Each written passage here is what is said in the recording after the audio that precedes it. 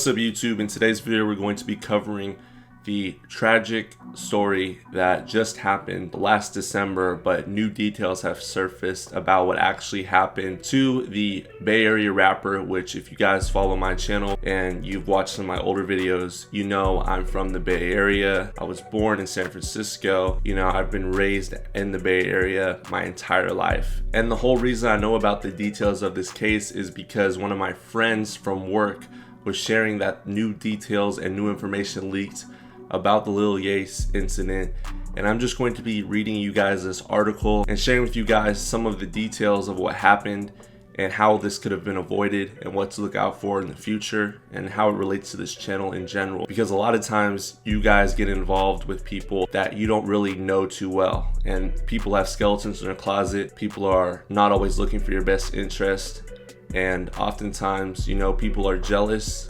and women will lie on you, okay, in order to have the opportunity to be with you and someone else. They will lie in order to keep both of you around. So before this video gets started, I like to say rest in peace Alexander Mark Antonio Jr., aka Lil Yase, and my thoughts and prayers go out to his family. So no further ado, I'm going to read this article and I'm going to break down what I believe happened and what we can learn from this tragic story. So this article comes from the Mercury News. This literally came out 2 days ago, so I'm going to be reading directly from it. If anything's blurred out when I'm reading this article, just realize that it's for the algorithm so I don't get caught up in any of their suppression, because they're very strict on what you can show. So we'll read from right here. 2 city residents, a man and a woman, have been arrested in the slaying of Alexander Mark Antonio Jr., the popular Bay Area rapper known as Lil Yase, authorities said. Javante Williams and Angel Butler, both 28, were arrested Tuesday on a slaying warrant, police said. Alameda County prosecutors will decide whether to charge one or both of them on Thursday. The suspected motive is apparently personal, not something related to Antonio's public persona. Police say he was romantically involved with Butler, who was also dating Williams. And I did some more research on those two, the two that are involved in this slaying, and they both have a child together, okay?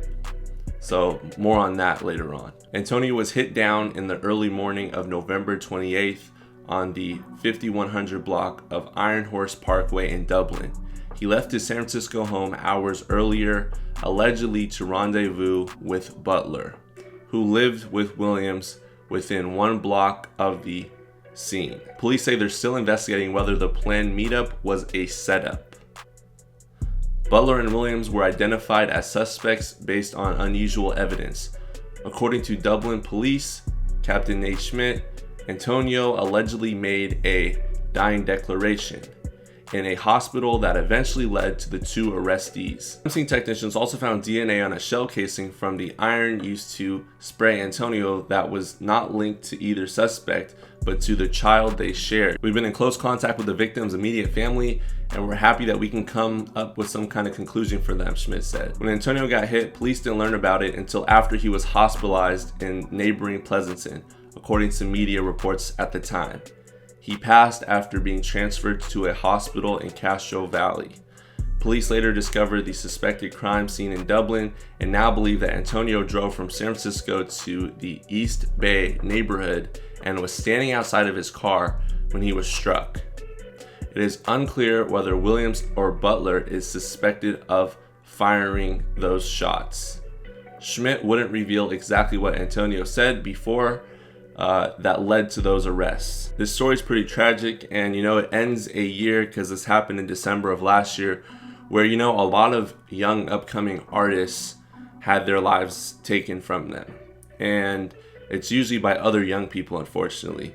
And this could have easily been avoided. You know, I'm not quite sure about the details specifically, if Lil Yase knew that this woman had a baby daddy like this, that they were still together, or she wasn't being completely honest about the fact that, you know, they were still living together and they were occasionally hooking up or whatever, and then the baby daddy got upset and caught him slipping one day outside of his car waiting for his baby mama, and that could have happened. But it really just goes to show you, you have to be careful with the company that you keep, and if you're dealing with another man's wife, baby mama, girlfriend, whoever it may be, someone that thinks in their mind or has some type of attachment to a female, you need to just leave her alone, okay? Just leave her alone. It doesn't matter if she comes on to you.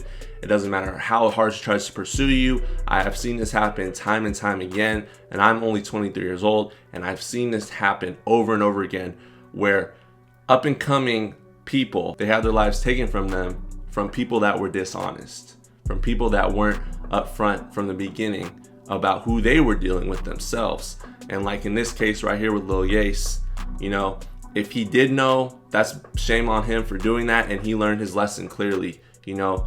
But it's just sad to see another young man with a bright future ahead of him get involved in a situation like this and deal with a woman that has a baby daddy like this, and deal with someone that's, you know, not on his trajectory in life. It's sad because someone like Lil Yase, who had all this potential ahead of him being still a young man, you know, he really could have helped his family, helped people close to him in his life and those that supported him, because he was on his path to, you know, becoming eventually mainstream, making a name for himself, getting himself out of a situation that he grew up in.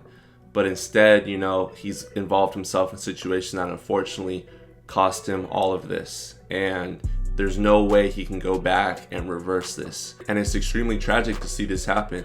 But how many times have we seen women deal with multiple men at once and juggle all of these men, okay? And these men don't even know about each other. And I can almost guarantee this woman that was involved in this, she had another man and another man outside of that as well.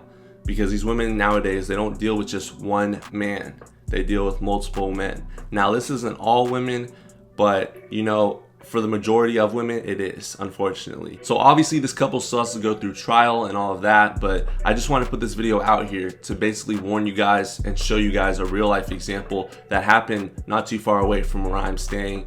And just the fact that, you know, you need to be very careful with who you involve yourself with, and the company that the people you involve yourself with, who they involve themselves with, because that company can eventually cost you everything.